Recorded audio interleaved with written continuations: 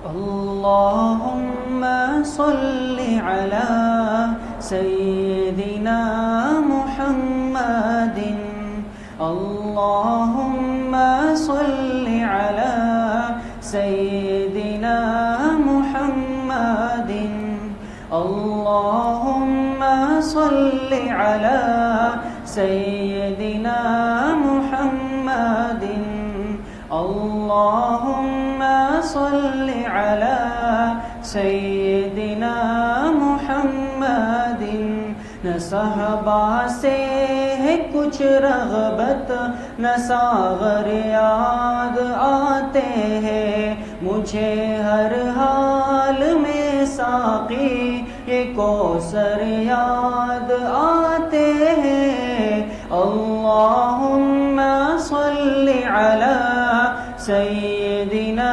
محمد اللہم صل علی سیدنا محمد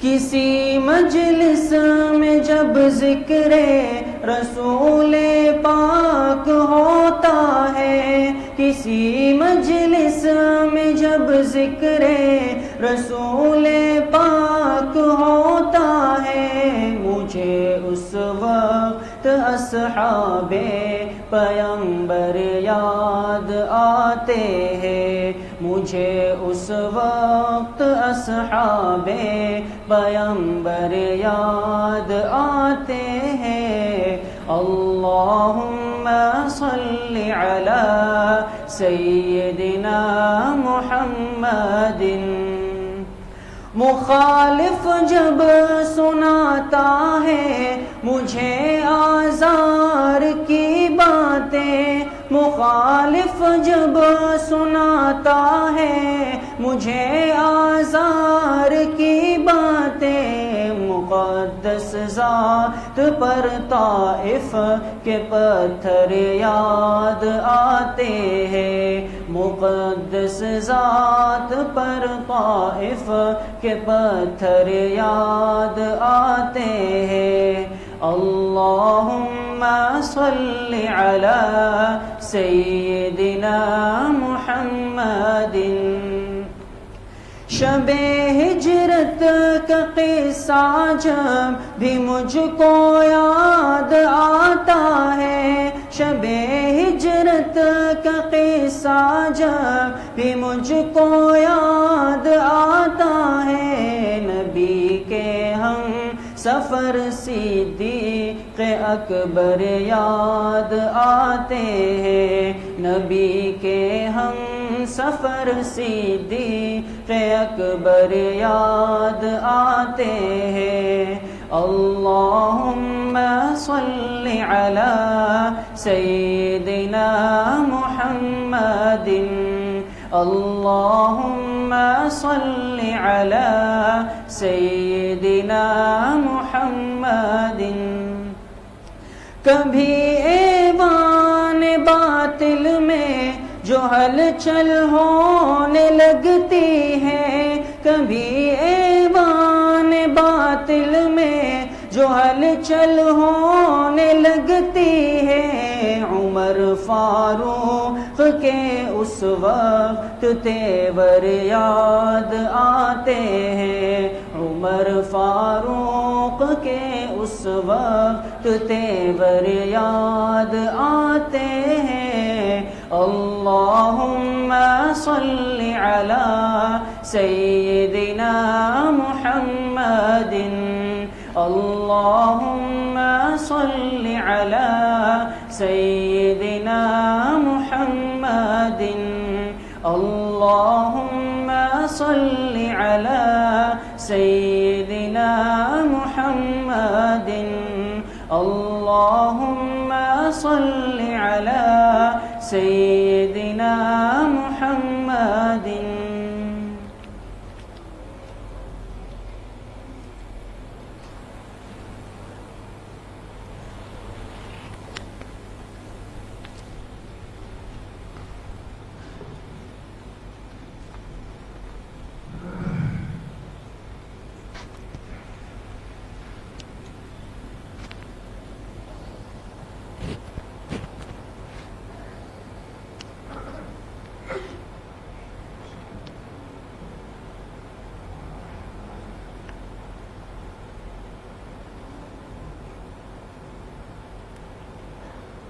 بسم الله الرحمن الرحيم الحمد لله وكفى وسلام على عباده الذين اصطفى خصوصا على سيد الرسل وخاتم الأنبياء وعلى آله وأصحابه الأتقياء أما بعد فأعوذ بالله من الشيطان الرجيم بسم الله الرحمن الرحيم ومكروا ومكر الله والله خير الماكرين وقال رسول الله صلى الله عليه وسلم أمرت أن أقاتل الناس حتى يقولوا لا إله إلا الله یا رب صل وسلم دائما ابدا علی حبیبک خیر الخلق کلہم. تمام حضرات ایک مرتبہ محبت و عقیدت سے درود شریف پڑھیں. اللہم صل علی محمد وعلی آل محمد کما صلیت علی ابراہیم وعلی آل ابراہیم انک حمید مجید. اللہم بارک علی محمد وعلی آل محمد کما بارکت علی ابراہیم وعلی آل ابراہیم انک حمید مجید. میرے انتہائی قابل قدر دوستوں، بھائیوں اور بزرگوں، الحمدللہ آج اس مبارک سلسلے کی سیرت طیبہ کی 45ویں مجلس میں اللہ پاک نے ہم سب کو حاضری نصیب کی ہے.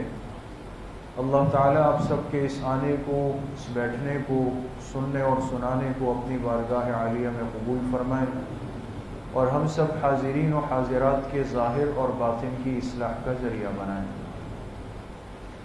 جناب نبی کریم صلی اللہ علیہ وسلم کی کل مبارک زندگی 63 سال پر محیط ہے. 63 سالہ زندگی کو ہم نے سمجھنے کے لیے، آسان کرنے کے لیے تقسیم کیا 3 مرحلوں میں. پہلا مرحلہ جو آپ علیہ السلام کی ولادت سے لے کر آپ کی بعثت تک، نبوت ملنے تک کا ہے، اور اس مرحلے کی کل مدت کتنے سال ہے؟ 40 سال.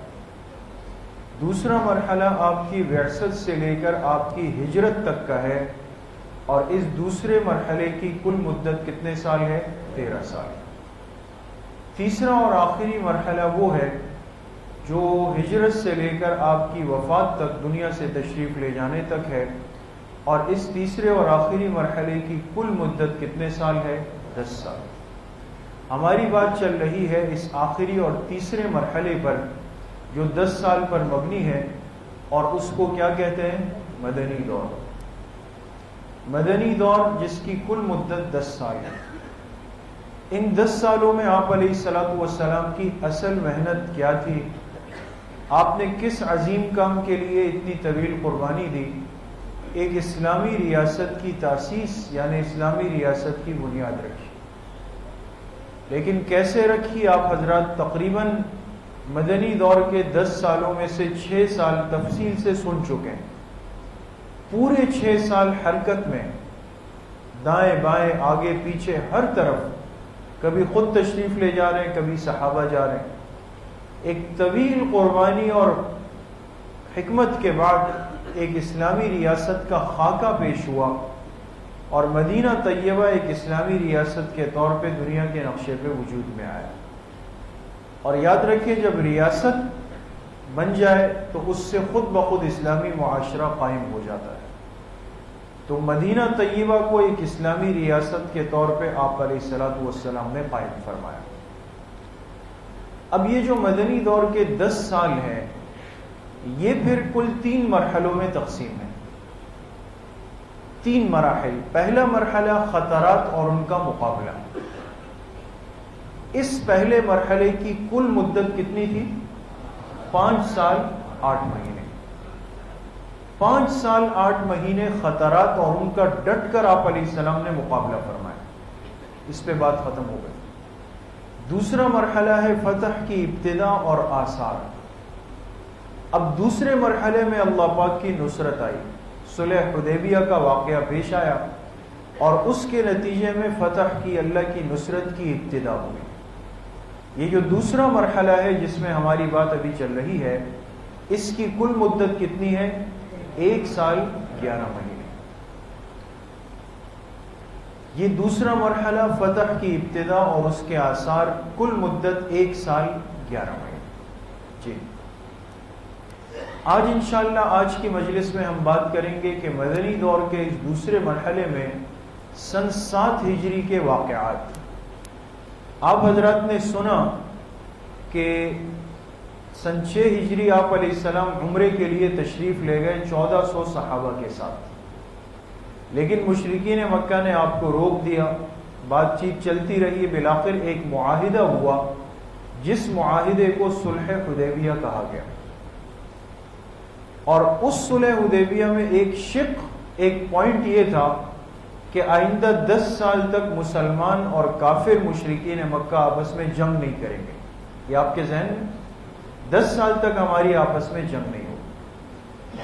تو اس کا بہترین نتیجہ یہ نکلا کہ مکہ مکرمہ جو مدینہ طیبہ کے جنوب میں پڑتا ہے، جنوب میں ان سے معاہدہ ہو گیا کہ جنگ نہیں ہوگی. تو ایک سمت، ایک جانب سے آپ علیہ السلام مطمئن ہو گئے. آج انسان کے چاروں جانب دشمن بیٹھے ہوئے ہو اور انسان چاروں سے بیک وقت لڑائی چھیڑ دے تو کتنی پریشانی. سیرت سے آپ کو سبق ملے گا کہ اگر آپ ایسے ماحول میں چلے جائیں جہاں دائیں بائیں آگے پیچھے آپ سے دشمنی کرنے والے، حسد کرنے والے، نقصان پہنچانے والے آپ کے ارد گرد بیٹھے ہو، پریشان نہ ہو، حکمت کے ساتھ اپنے دشمن کو تقسیم کرتے چلے جائیں. آپ نے حکمت بصیرت کے ساتھ کیا کیا؟ مکہ مکرمہ کی جو سمت تھی، جنوب جس کو کہتے تھے، ان سے معاہدہ کر کے صلح کر کے اس طرف سے مطمئن ہوگا. اب اس طرف سے خطرہ نہیں. اور جب آپ مدینہ واپس آئے تو اب آپ علیہ الصلوۃ والسلام تسلی کے ساتھ متوجہ ہوئے شمال کی سمت پہ. آج کی جو بات واقعات سن 7 ہجری ہے، اس میں آپ دیکھیں گے کہ شمال کی طرف کون لوگ آباد تھے اور آپ علیہ السلام نے اس سمت کو، اس پہلو کو اتنی اہمیت کیوں دی. شمال کی طرف آپ تشریف لے گئے. آج کی مجلس میں آپ سنیں جی. یہود کی سازشوں کا خاتمہ. آپ اپنی زندگی میں تجربہ کر لیں اور کسی تاریخ کی، تحقیق کی کتابوں کو اٹھا لیں، جہاں مسلمان کی دشمنی کا، تکلیف کا، پریشانی کا تذکر آئے گا وہاں صف اول میں آپ کو یہ نام ملے گا. کون سا نام؟ یہود کا. آج تک یہ مسلمان کے تکلیف اور غم پہ سب سے زیادہ خوشیاں منانے والے لوگ ہیں. اور آپ علیہ السلام سمجھ گئے تھے کہ اطراف میں جتنے کافر ہیں، چاہے وہ مشرک کی شکل میں ہیں اور چاہے وہ منافقین کی شکل میں ہے، کوئی بھی ہو، لیکن ان کو راستہ دکھانے والے اور ان کو آمادہ کرنے والا دشمن یہی ہے. جب تک اس کو نہ مٹایا جائے اور اس سے نہ نمٹا جائے یہ پریشانی زندہ رہے گی.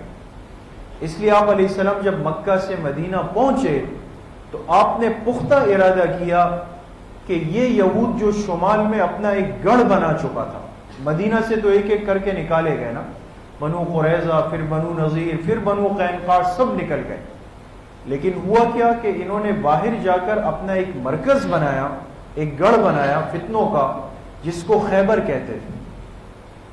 خیبر میں جا کے سارے یہود جمع ہو گئے اور یہاں سے امت مسلمہ کی پریشانی کے منصوبے بننے لگے.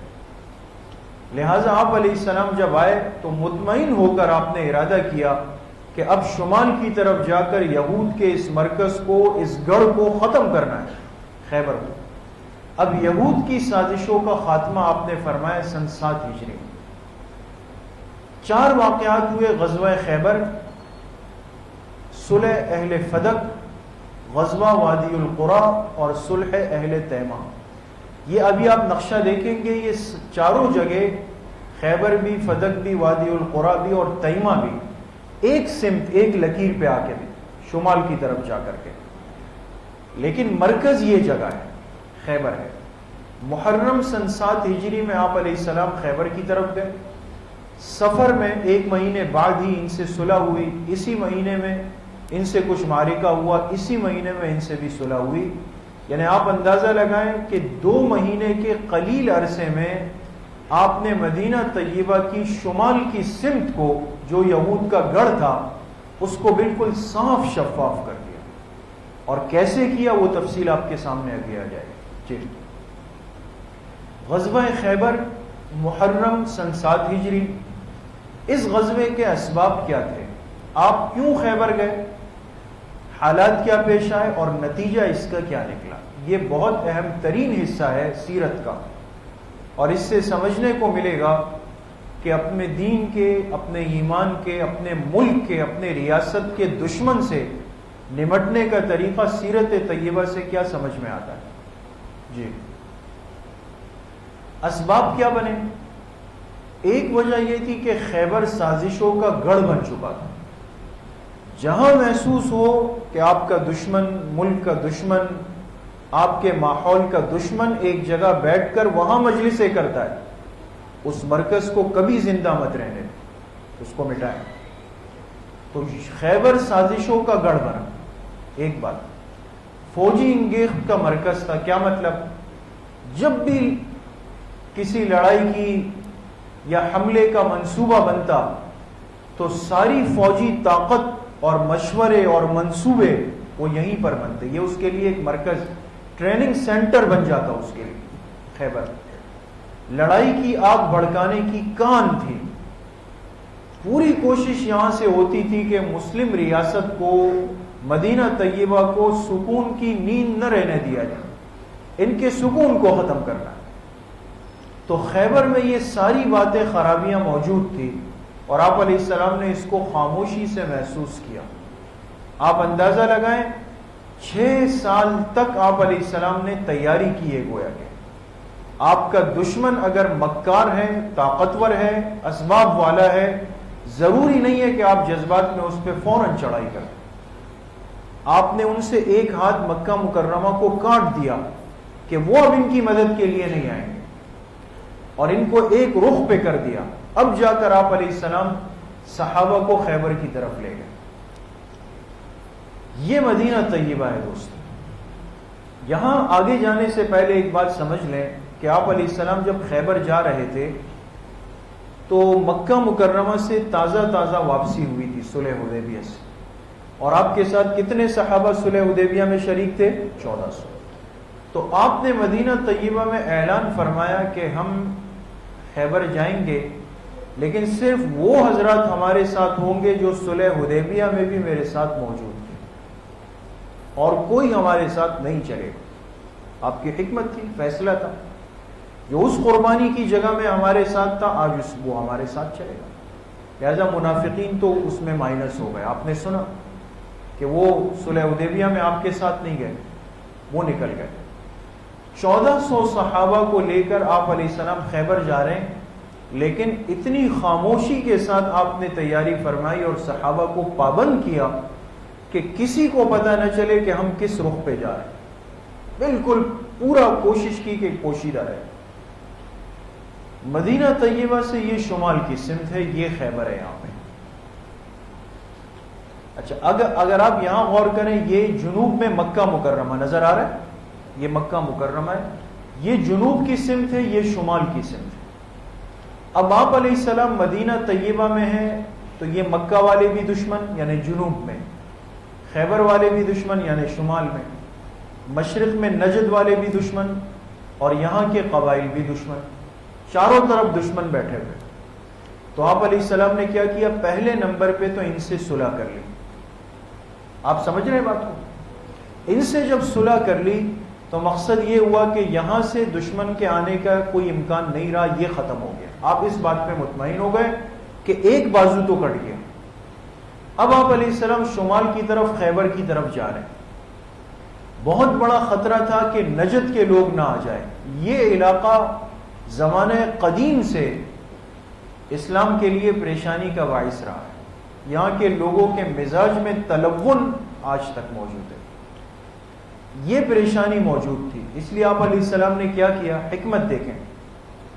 آپ جب 1400 صحابہ کے ساتھ گئے تو پہلا تو طریقہ آپ نے یہ کیا کہ دیکھیں بالکل یہ قریب سے راستہ خیبر جا رہا تھا. آپ یہاں سے نہیں گئے بلکہ آپ یہاں سے گھوم کے آئے بالکل، تاکہ ان کو پتہ نہ چلے. اور دوسرا، آپ آ کر یہاں بیٹھ گئے. یہ جو ذو قرن لکھا ہوا ہے نا، یہ یہاں آ کر آپ علیہ الصلوۃ والسلام بیٹھ گئے. آپ کو کچھ سمجھ آ رہا ہے کہ آپ یہاں کیوں بیٹھے؟ یہ جو نجد کا راستہ تھا نا یہاں سے آنے کا، آپ نے اس کو بلاک کر دیا، بند کر دیا۔ یہاں سے تو پہلے سے حفاظت ہے، یہاں سے جو خطرہ تھا وہ آپ علیہ السلام نے بند کر دیا۔ یہاں کچھ دیر کے لیے بیٹھ گئے اور یہ احساس ان کو دلایا کہ یہ راستہ، یہ روٹ آپ کو کلیئر نہیں مل سکتا، ہم نے یہ بند کر دیا۔ سمجھ گئے؟ یہ کرنے کے بعد آپ علیہ الصلوۃ والسلام خیبر میں داخل ہو رہے ہیں، لیکن یہاں جو منافقین تھے مدینہ طیبہ کے، ان کو پتہ چل گیا، انہوں نے خاموشی سے اپنا ایک آدمی بھیجا خیبر والوں کو اور ان سے کہا کہ تیار ہو جاؤ، مسلمان 1400 کا لشکر لے کے تم پہ چڑھائی کرنے آ رہے ہیں، قبل اس کے کہ وہ آئے تم باہر نکل آؤ اور ان کا مقابلہ کر دو۔ ان کو پہلے سے تیار کر دیا۔ خیبر والوں کو پتہ ضرور چلا، لیکن اس وقت چلا جب آپ علیہ السلام بالکل ان کے قریب پہنچ چکے تھے۔ سمجھ میں آ گئی بات؟ آپ علیہ السلام جب یہاں پہنچے، اب دیکھیں، آپ نے ایک صحابی کو روانہ کیا، یہ فدق کا علاقہ ہے، آگے چلیں، یہ فدق کا علاقہ ہے، یہاں آپ علیہ السلام نے ایک صحابی کو روانہ فرمایا فدق میں، آگے چلیں، یہ اور یہاں جانے والے صحابی کون تھے؟ حویصہ ابن مسعود رضی اللہ عنہ، یہ نظر آ رہا ہے، حضرت حویصہ ابن مسعود رضی اللہ عنہ، ان کو آپ نے پہلے سے فدق بھیج دیا۔ اب دیکھیں، جا رہے تھے خیبر اور ترتیب میں 3 علاقے اور بھی آئیں گے، فدق ہے، تیمہ ہے، وادی القریٰ ہے، لیکن پہلے سے اس کو ایک خارجی دباؤ کہتے ہیں، آپ نے ایک صحابی کو فدق بھیج دیا اور ان سے کہا کہ ہاں بھائی آپ کے کیا ارادے ہیں، ہم تو خیبر والوں سے نمٹنے آئے ہیں اور پھر آپ کی باری ہے، تو لڑائی چاہتے ہیں یا پہلے سے ماننے کے لیے تیار ہیں؟ ابھی خیبر میں لڑائی شروع ہی نہیں ہوئی، آپ نے اپنی بصیرت سے کیا کیا، ایک دوسرے قریب کے یہودی علاقے پر پریشر ڈال دیا۔ ایک صحابی گئے، اکیلے گئے، انہوں نے جب دیکھا کہ مسلمان آ گئے ہیں، 1400 کا لشکر ہے، خیبر کا راستہ کاٹ دیا ہے، بغیر لڑے ہوئے فدق والوں نے صلح کر لی اور کہا ہمیں کوئی لڑائی آپ لوگوں سے نہیں کرنی ہے، ہم مل جل کر آپس میں اتحاد اتفاق سے رہیں گے اور آپ کو ٹیکس دیں گے، جس کو جزیہ کہتے ہیں، ٹیکس آپ کو دینے کے پابند ہوں گے۔ تو اس سے پہلے ہی فدق والوں سے صلح ہو گئی اور ایک ذہنی سکون یہاں سے حاصل ہو گیا۔ اب آپ علیہ السلام تسلی کے ساتھ خیبر کی طرف متوجہ ہو گئے، لیکن مسئلہ یہ تھا کہ خیبر کا جو پورا علاقہ ہے، یہ مشہور ہے، یہ سب قلعوں پر مشتمل ہے، قلعے اونچائی پر، پہاڑوں پہ قلعے بنائے جاتے تھے، خیبر کے قلعے مشہور تھے۔ اب آپ جہاں بھی جائیں لیکن اوپر سے دشمن آپ کو رینج میں لے لے گا، آپ اوپر سے نظر آئیں گے۔ اس لیے آپ علیہ السلام جب خیبر گئے تو آپ نے کیا ترتیب رکھی، دیکھیں، یہ خیبر میں 3 مشہور علاقے ہیں، بہت غور سے دیکھیں۔ ایک علاقہ ہے نطات، ایک ہے شق اور ایک ہے کتیبہ۔ یہ خیبر کے 3 بڑے علاقے ہیں، علاقے۔ پھر ہر علاقے کے الگ الگ قلعے تھے۔ نطات کے اندر 3 قلعے تھے، ناعم، صعب، زبیر۔ شق میں 2 قلعے تھے، ابی اور نزار۔ کتیبہ میں 3 قلعے تھے، قموس۔ یہ اصل بات یہاں ہوگی جو مشہور ہے نا کہ حضرت علی نے خیبر کے قلعے کو فتح کیا، وہ یہاں بات آئے گی۔ قموس، وطیح اور سلالم۔ تو 3، 2 اور 3، یہ کل کتنے قلعے ہو گئے؟ 8۔ 3 بڑے علاقے ہیں اور تینوں میں 8 قلعے ہیں۔ آپ علیہ السلام ترتیب کے ساتھ ایک ایک علاقے میں داخل ہو رہے ہیں اور قلعے کو فتح کرتے چلے گئے۔ ایک ساتھ ان سے لڑائی نہیں چھیڑی کہ سب مقابلے پہ آ جائے، بلکہ پہلے نطات، پھر شق اور پھر کتیبہ۔ جی، یہ آپ کے سامنے یہ حرہ خیبر ہے، خیبر کا پورا علاقہ، یہ اس کا ایک نقشہ ہے۔ یہ اگر آپ دیکھیں، یہ مدینہ طیبہ سے آپ علیہ السلام ایسے چل کر آئے ہیں، یہ مدینہ سے آنے کا راستہ ہے۔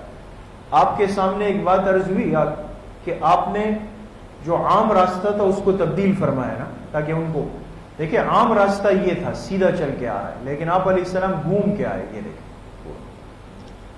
گھوم کے آئے۔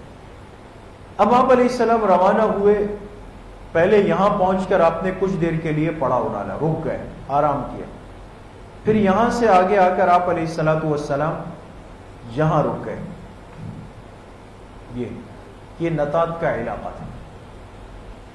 جب آپ علیہ الصلوۃ والسلام یہاں پہنچے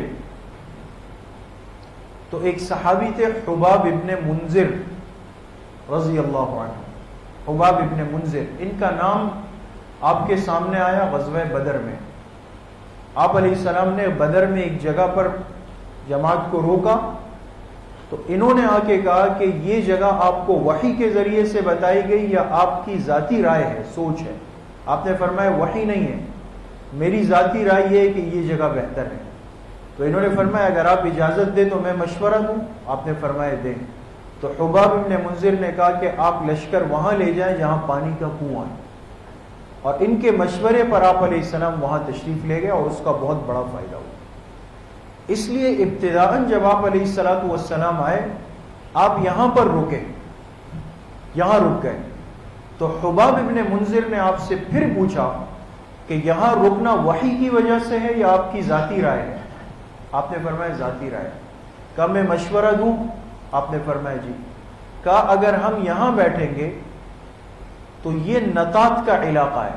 ابھی آپ کے سامنے 3 علاقوں کے نام آئے نا، نطات. اس نطات کے 3 قلعے تھے، ابھی ترتیب سے آ جائیں گے.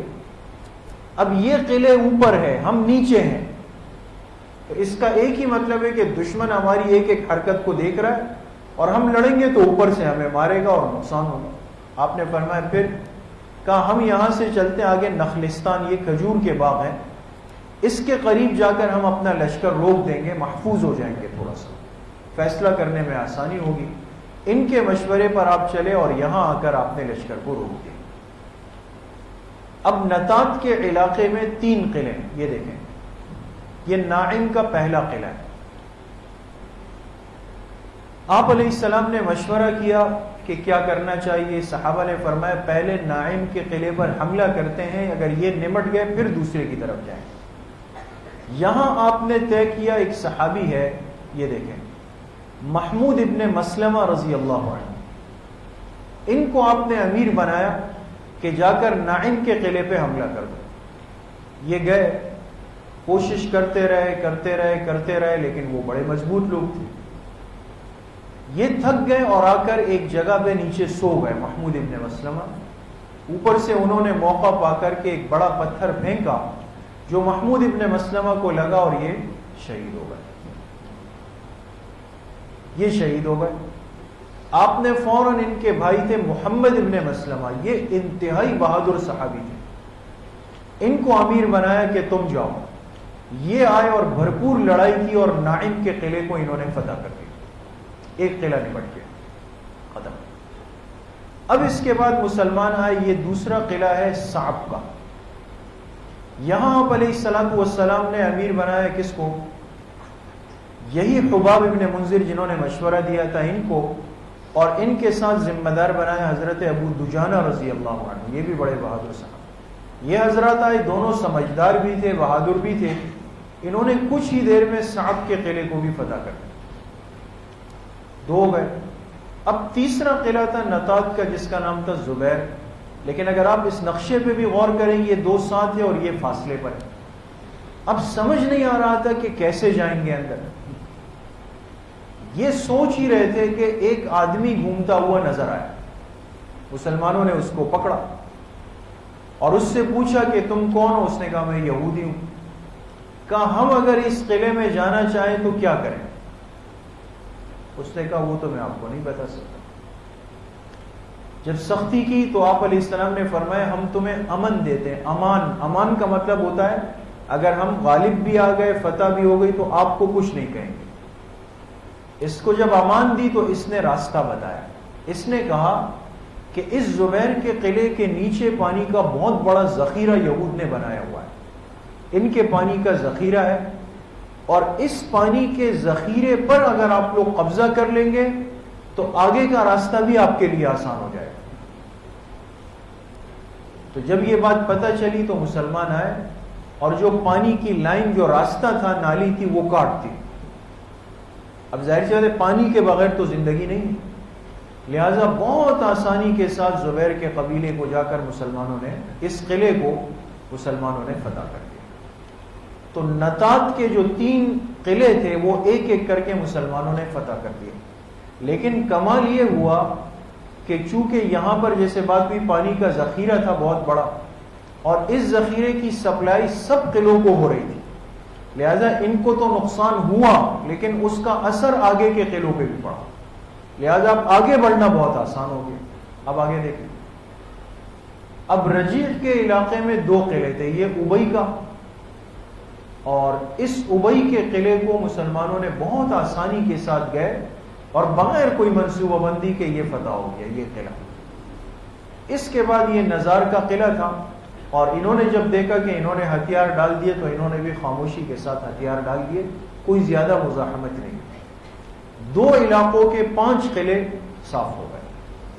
اب آپ علیہ الصلوۃ والسلام آگے گئے، اور یہ کتیبہ کا علاقہ ہے جس میں یہ 3 قلعے تھے. قموس یہ بہت بڑا قلعہ تھا، اور یہ اتنی اونچائی پر تھا، ابھی تصویریں آ جائیں گی اس کی آپ کے سامنے، بالکل ہر طرف سے سیف محفوظ تھا، اور اتنی اونچائی پر کہ دور سے آنے والوں کی ایک ایک حرکت صاف نظر آتی. اب قموس کا قلعہ سامنے آیا، اور یہاں پہ ایک مشہور پہلوان تھا جس کا نام تھا مرحب، جس کا قصہ مشہور ہے. مرحب پہلوان تھا. آپ علیہ الصلوۃ والسلام نے سب سے پہلے ایک صحابی کو بھیجا جن کا نام ہے حضرت عامر ابن اکوع رضی اللہ عنہ. یہ حضرت سلمہ ابن اکوع کے بھائی تھے. سلمہ ابن اکوع جو تیز دوڑنے والے صحابی، یاد آئے کچھ؟ ان کو آپ علیہ السلام نے بھیجا کہ جاؤ اور مرحب کا مقابلہ کر کے آؤ. یہ پہلوان بہت بڑا مشہور، یہ بھی نکلا عامر ابن اکوع کے مقابلے. یہ جب آئے تو اس نے عامر ابن اکوع کو دیکھ کے کہا کہ تمہارا نام؟ کہا عامر ابن اکوع. کہا تم مجھے نہیں جانتے؟ قد علم الخیبر انی مرحب شاک السلاح بطل مجرب. یہ شعر پڑھا اس نے کہ پورا خیبر کا علاقہ جانتا ہے کہ میں مرحب پہلوان ہوں، اسلحے سے لیس ہوں، طاقتور ہوں، اور آزمایا ہوا آدمی ہوں، آج تک کوئی میرا مقابلہ نہیں کر سکا. عامر ابن اکوع نے اس کے جواب میں فوراً شعر کہا قد علم الخیبر انی عامر شاک السلاح بطل غامر. کہا یہ خیبر کا علاقہ جانتا ہے کہ میرا نام بھی عامر ہے، اور میں بھی اسلحے سے لیس ہوں، طاقتور ہوں، اور دشمن کو مٹانے کے لیے آیا. زبردست مقابلہ ہوا، لیکن حضرت عامر ابن اکوع اس میں شہید ہو گئے. اب مسلمان پریشان ہو گئے.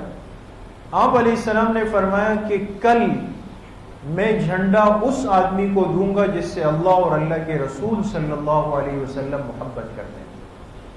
صحابہ حیران تھے کہ کون ہوگا. صبح ہوئی، آپ نے فرمایا کہ علی کو بلایا جائے. حضرت علی آئے تو ان کو آشوب چشم، جو آنکھوں کی بیماری ہوتی ہے جس کو ہم کہتے ہیں آنکھیں آئی ہوئی، تو آنکھیں سرخ ہو گئی تھی. آپ علیہ السلام نے فرمایا علی آپ؟ فرمایا میری تو آنکھوں میں تکلیف ہے. آپ نے ان کو قریب بلایا، اپنا لعاب مبارک آپ نے لیا اور حضرت علی کے آنکھوں میں لگایا. حضرت علی فرماتے ہیں میری آنکھوں میں اتنی ٹھنڈک ہوئی کہ ساری زندگی پھر وہ تکلیف کبھی محسوس نہیں ہوئی. آپ علیہ السلام کے لعاب کی برکت تھی، آنکھیں بالکل ٹھیک ہو گئی. اب جھنڈا لے کے حضرت علی گئے. پھر مرحب آیا. کہا کون؟ کہا علی. اس نے پھر اپنا شعر پڑھا مرحب میں قد علم الخیبر انی مرحب شاک السلاح بطل مجرب. خیبر جانتا ہے میں مرحب ہوں، اسلحے سے لیس ہوں، طاقتور آزمایا ہوا.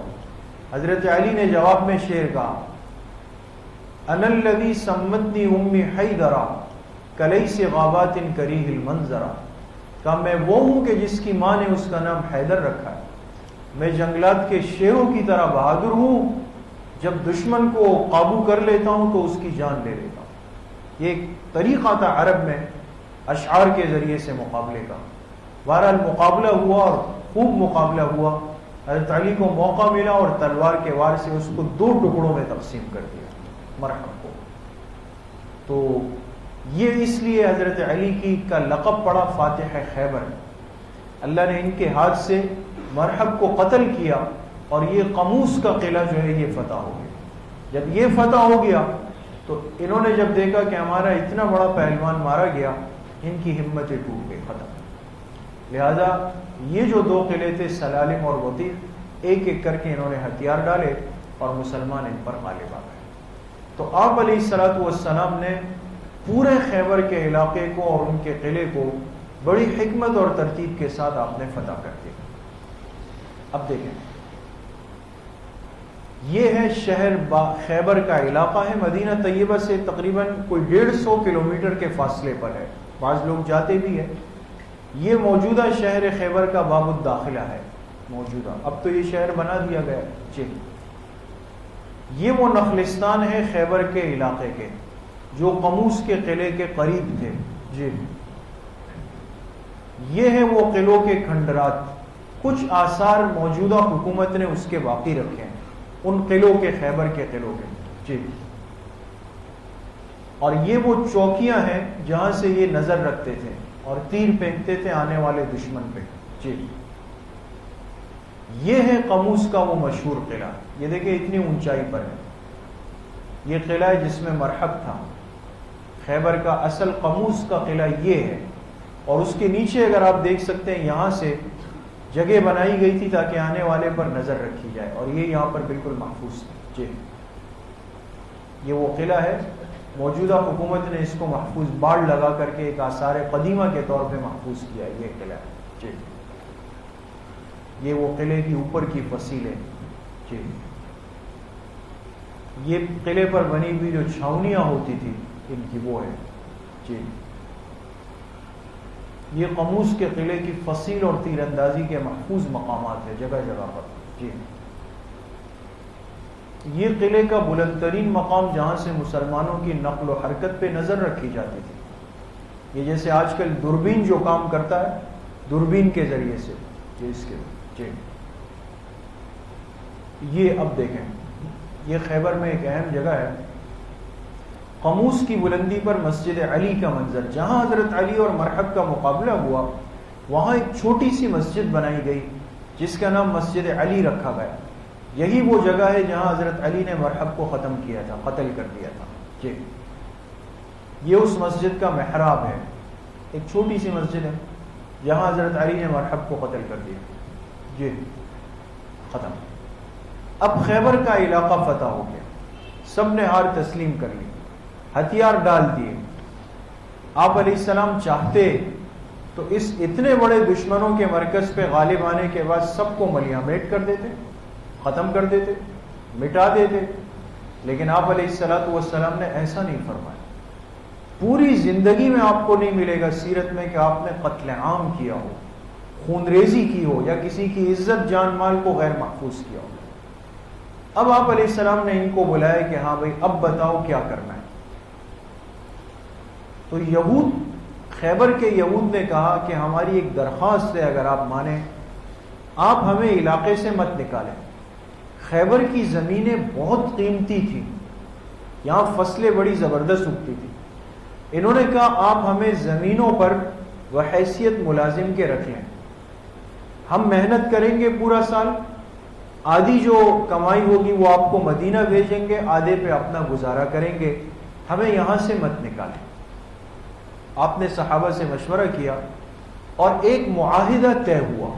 دیکھیں، یہود آئندہ قلعوں میں سکونت اختیار نہیں کریں گے، یہ دیکھیں، یہ چیزیں سیرت سے سیکھنے کو ملتی ہے۔ آج آپ نے دیکھا ہمارے شہر کے ماحول میں پچھلے سالوں میں جو پریشانیاں رہی، اس کا ایک بہت بڑا سبب یہ تھا کہ ہر علاقے کو ایک ایسے بیریئرز لگا کر اور یہ چیزیں بند کیا گیا۔ ایسا ہوا یا نہیں تھا؟ لہذا غلط کام کرو، چوری ڈاکے مارو، قتل عام کرو، پھر محفوظ اپنے علاقے کے اندر جا کر بیریئر بند کرو، اس کے نقصانات ہوئے۔ جب وہ چیزیں ختم کی گئی آج شہر میں سکون ہے۔ یہ چیز تو سیرت بہت پہلے سمجھا چکی ہے کہ جو دیوار، جو راستہ، جو گھر، جو قلعہ، جو چیز دشمن کو محفوظ بنانے کا سبب بن رہا ہو اس کو مٹاؤ۔ آپ نے جب دیکھا کہ ان کے محفوظ ہونے کا سبب یہ قلعے ہیں، آپ نے ان کو قلعوں سے نیچے اتارا۔ اب قلعوں میں نہیں رہو گے، نیچے آ جاؤ۔ نمبر 2، اپنا تمام حربی سامان مسلمانوں کے حوالے کر دیں۔ یہ کبھی نہیں ہو سکتا کہ عام معاشرے کا فرد اپنے پاس اسلحہ لے کر گھر میں رہتا ہو. اس سے معاشرے میں انتشار کا خطرہ ہے. ہتھیار غیر ذمہ دار آدمی کے پاس ہوں گے تو وہ کچھ بھی کر لے گا. تمام دفین اسلامی حکومت کو حوالے کریں گے. ان کے پاس خزانے تھے بڑے بڑے بہت ساری چیزوں کے. ظاہر سی بات ہے کسی بھی وقت اس کو نکال کر پھر طاقتور بنے. آپ نے فرمایا یہ سب اسلامی حکومت کے حوالے کر. دوبارہ سر نہیں اٹھائے. نمبر 4، معاہدے کی خلاف ورزی کی صورت میں بخشا گیا سامان واپس لے لیا جائے گا. یہ چاروں باتیں طے ہو گئی. کہتے ان میں سے ایک یہودی نے کچھ گڑبڑ کی کوشش کی اور کچھ سامان چھپانے کی کوشش کی. آپ علیہ السلام نے فوراً اس کو پکڑا، وہ قتل ہوا اور سارا سامان اس سے واپس کیا. بہرحال آپ دیکھیں ان 4 باتوں میں کتنے جامع انداز میں خیبر کے یہود کے ہاتھ پیر بالکل باندھ دیے گئے کہ آئندہ ان کو سر اٹھانے کا، دوبارہ اپنی ترتیب بنانے کا موقع نہیں ملے گا. جی اب ایک چیز گزر گئی، خیبر فتح ہو گیا. شمال کی سمت کا ایک بہت بڑا مرکز، دشمنوں کا ہیڈ کوارٹر آپ نے ختم کر دیا. فدق والوں کے ساتھ کیا ہوا؟ بات آ گئی نا کہ خیبر سے پہلے آپ نے ایک صحابی کو یہاں بھیجا تھا جن کا نام کیا تھا؟ اویسہ ابن مسعود رضی اللہ. یہ تو بآسانی جب انہوں نے دیکھا کہ ہمارا انجام اس سے بدتر ہوگا، انہوں نے بہت خاموشی کے ساتھ صلح کر لی. کہا کوئی لڑائی نہیں، ہم بھی آپ کو ٹیکس دیں گے. تو ہو گئے. پھر آپ آئے وادی القرا کے علاقے میں، یہ فدق کے قریب تھا. انہوں نے کچھ لڑنے کی کوشش کی جس کو ایک ناکام مزاحمت کہتے ہیں. لیکن ایک اصول ہے، کہتے ہیں نا سردار مر جائے تو 100 مریں گے اس کے پیچھے. آپ جڑ کاٹ چکے تھے خیبر کی، لہذا اب جو باقی چیلے چانٹے تھے وہ خود بخود کمزور پڑ گئے. انہوں نے بھی ہتھیار ڈال دیے. پھر آپ تیمہ والوں کے پاس گئے، وہ تینوں کا انجام دیکھ چکے تھے، انہوں نے بھی خاموشی سے صلح کر لی. تو 2 مہینوں کے اندر اندر شمال کی سمت جو یہود کا مرکز تھا، آپ نے پورے علاقے کو صاف کر دیا، بالکل کلیئر کر دیا. اب دیکھیں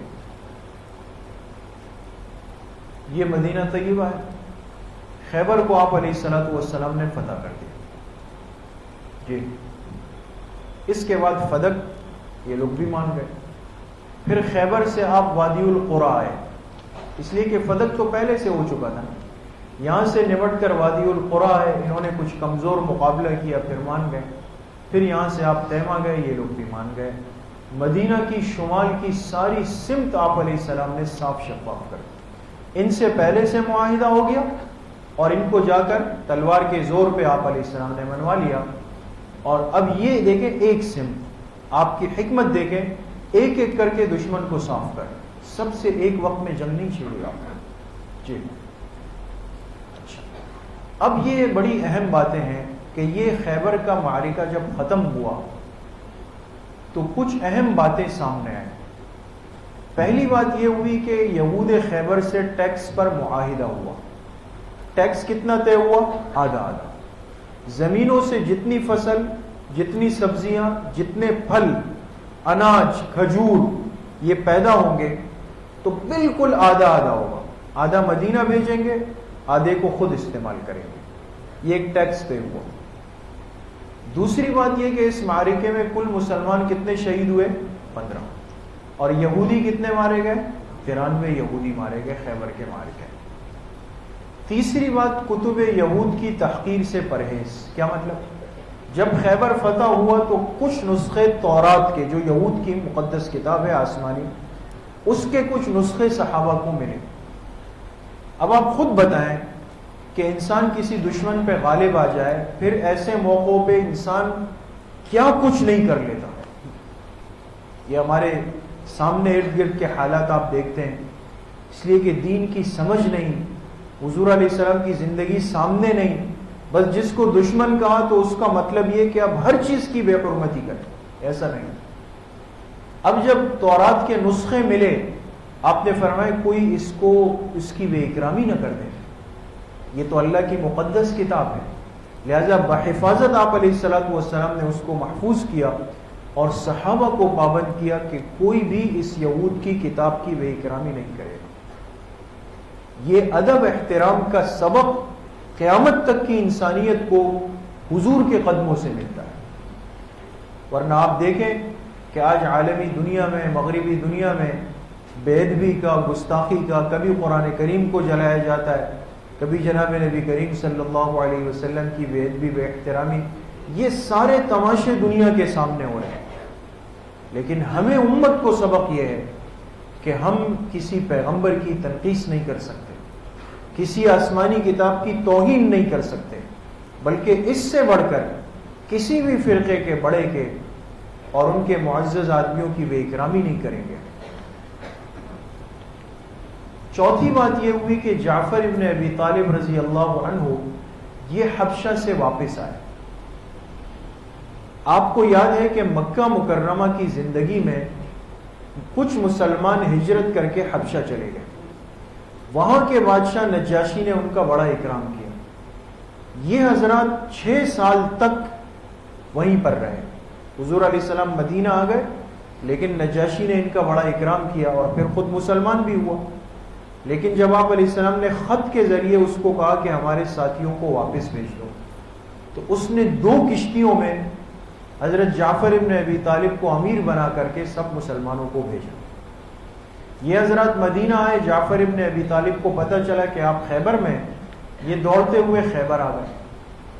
آپ علیہ السلام نے جب دیکھا کہ جعفر آ رہے ہیں، آپ کے چچیزاد بھائی تھے، حضرت علی کے بھائی تھے، تو آپ اٹھے اور ان سے معانقہ فرمایا کافی دیر تک، اور پھر ان کے چہرے پر، ان کی پیشانی پر بوسہ دیا حضرت جعفر. پھر آپ نے صحابہ سے فرمایا مجھے سمجھ نہیں آ رہی کہ آج مجھے زیادہ خوشی خیبر کے فتح ہونے کی ہے یا جعفر سے ملاقات کرنے کی. اتنا خوش ہوئے، ان سے بڑی محبت تھی. 5ویں اہم بات یہ ہوئی کہ حضرت جعفر جب آئے تو ان کے ساتھ حضرت ام حبیبہ رضی اللہ عنہا بھی آئی، اور حضرت جعفر نے آ کر آپ کو بتایا کہ نجاشی نے ان کا نکاح آپ سے کر دیا ہے.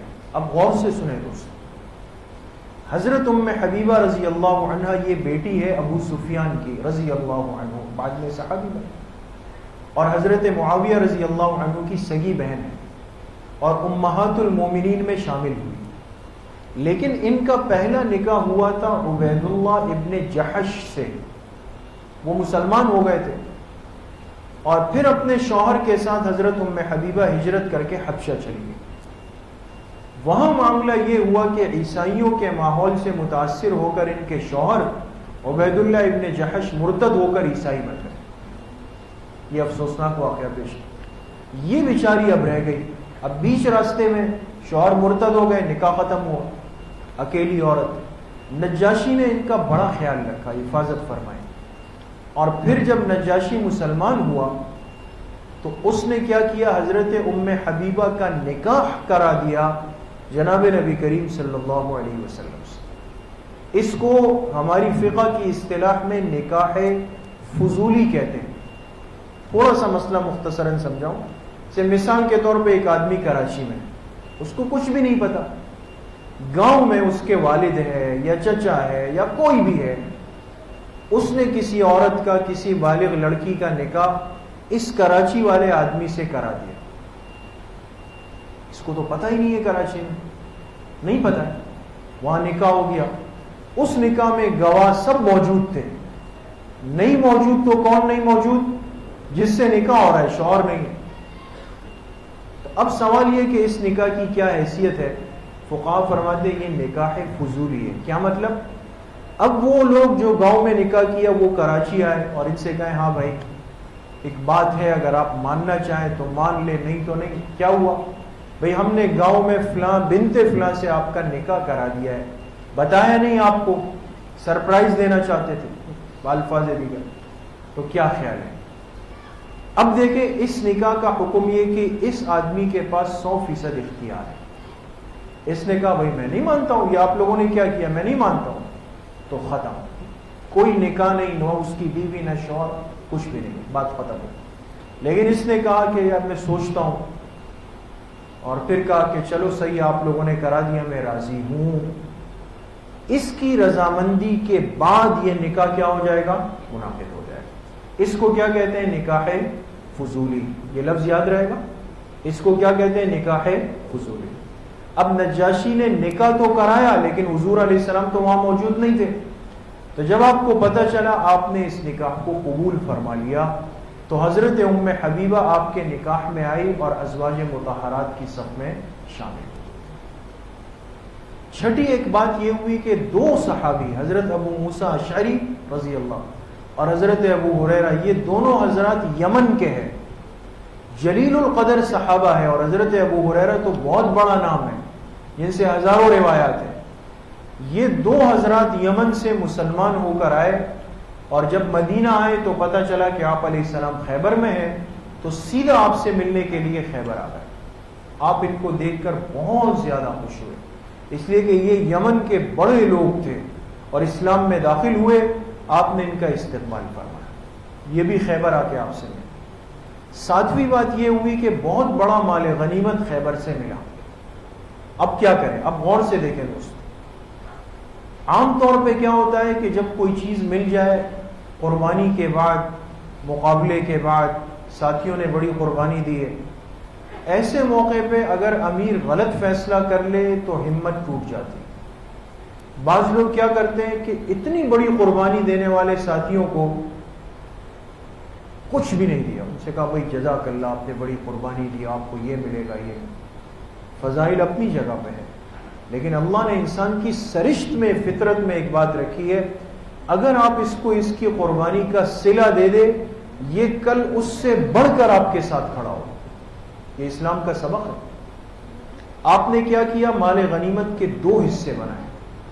آدھا مال غنیمت تمام 1400 صحابہ میں تقسیم کیا تاکہ ان کی حوصلہ افزائی ہو، اور باقی جو آدھا رہ گیا نا، یہ بھی نہیں کیا کہ سب لٹا دیا بھائی چلو خالی ہاتھ جاؤ، آدھا تقسیم کیا اور نصف مصالح عامہ کے لیے محفوظ ہو گیا، اسلامی خزانے میں ڈال دیا۔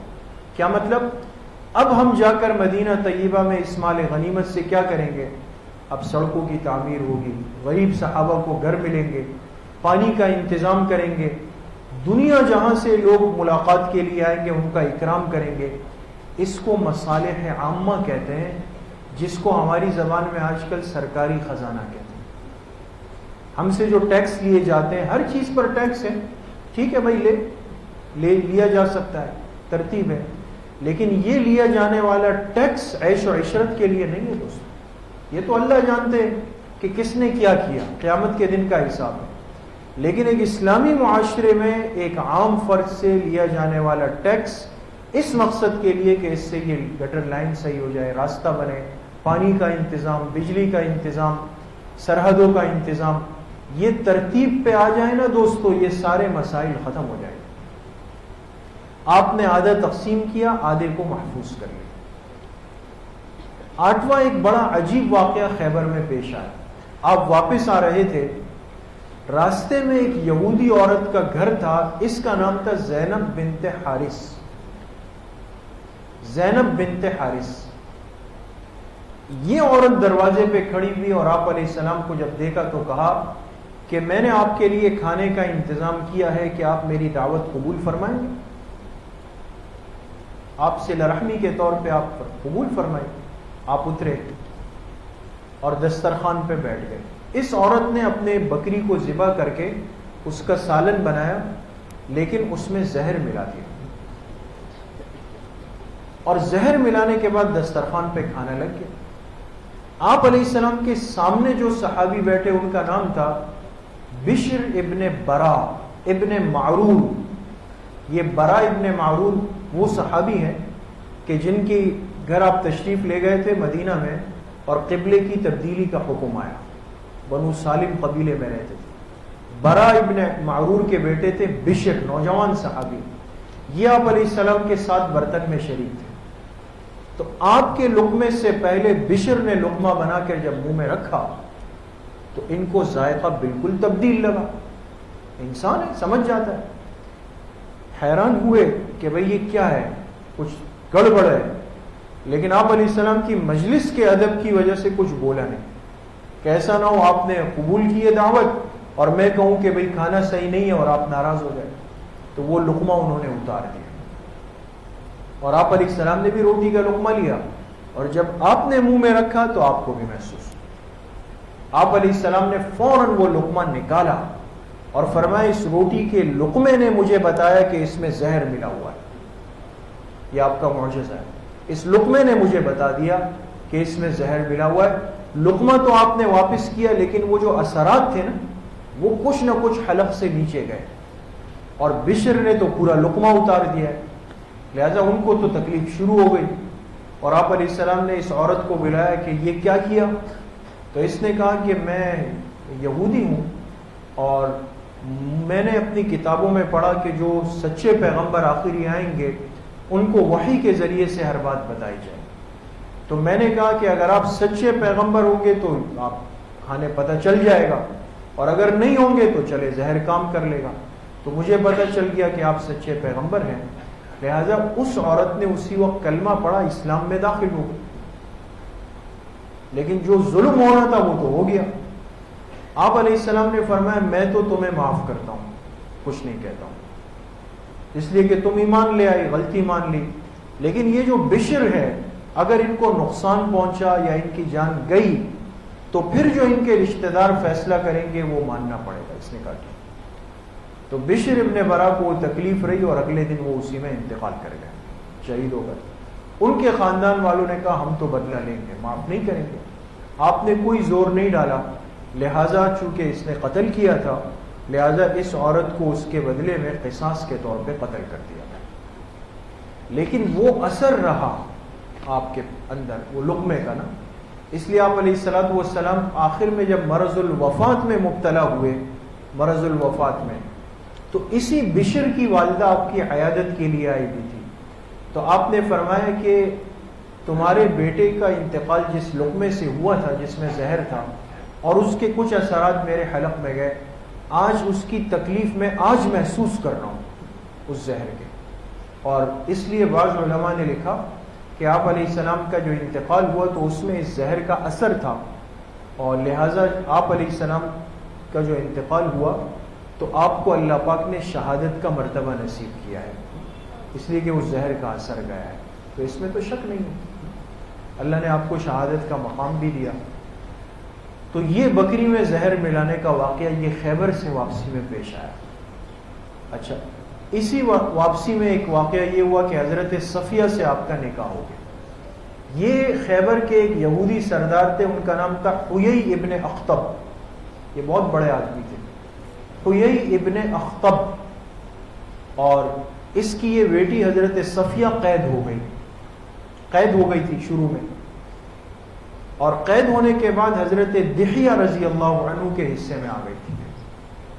لیکن جب حضرت دحیہ نے دیکھا کہ اتنے بڑے سردار کی بیٹی ہے, صحابہ بڑا احترام اکرام کرے, تو آپ علیہ السلام کے پاس آئے اور فرمایا کہ یہ حضرت صفیہ میرے نہیں آپ کے لائق ہے, یہ سردار کی بیٹی ہے, لہذا آپ ان سے نکاح فرمائیں. آپ نے حضرت صفیہ پر اسلام پیش کیا تو انہوں نے قبول نہیں فرمایا. آپ نے فرمایا جب تک اسلام قبول نہیں کرے تو میں نکاح نہیں کر سکتا. پھر ایک صحابی ان سے ملے اور ان کو دعوت دی تو یہ مان گئی, اسلام میں داخل ہوئی اور آپ علیہ السلام کے نکاح پر آمادہ ہو گئی. تو آپ علیہ السلام نے حضرت صفیہ سے بھی نکاح فرما دیا. تو آپ دیکھیں اس سفر میں کیا ہوا کہ حضرت ام حبیبہ بھی آپ کے نکاح میں آئے اور حضرت صفیہ بھی آپ کے نکاح کے اندر داخل ہو گئی. جی, اب آپ دیکھیں آپ علیہ السلام کے اس وقت تک 7 نکاح ہو چکے ہیں حضرت جویریہ سمیت. اس کے بعد کیا ہوا, حضرت ام حبیبہ آ گئی. یہ 7 کے بعد 9 کیوں آیا دوستو؟ یہ 9 اس لیے نہیں آیا کہ 8 میں سپرنٹ ہو گیا ہے. یہ 8ویں نمبر پہ آپ کو یاد ہوگا حضرت ریحانہ آئی تھی, ریحانہ ایک باندی آئی تھی, لیکن ان کا بہت جلدی انتقال ہو گیا تھا. ان کا حجرہ یہاں نہیں ہے 8 نمبر پہ. تو حضرت ام حبیبہ 9 نمبر پہ آ گئی اور حضرت صفیہ 10 نمبر پہ آ گئی. 10 ازواج مطہرات, صرف ایک حضرت میمونہ کا تذکرہ آ گیا ہے. جی, اب نتائج کیا نکلے؟ غزوہ خیبر سے اسلامی ریاست مستحکم مضبوط ہو گئی, پوری ایک سمت محفوظ ہو گئی اور یہود کی تمام سازشوں کا آپ علیہ السلام نے خاتمہ فرمایا. جی, اب انشاءاللہ آئندہ آنے والی مجلس میں ہم بات کریں گے 7 ہجری کے بقیہ 2 واقعات رہ گئے. وہ کیا؟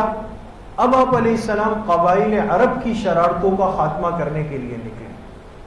عرب کے کچھ قبائل تھے، ان کی شرارتوں کو ختم کیا آپ نے. اور عمرۃ القضاء کیا مطلب؟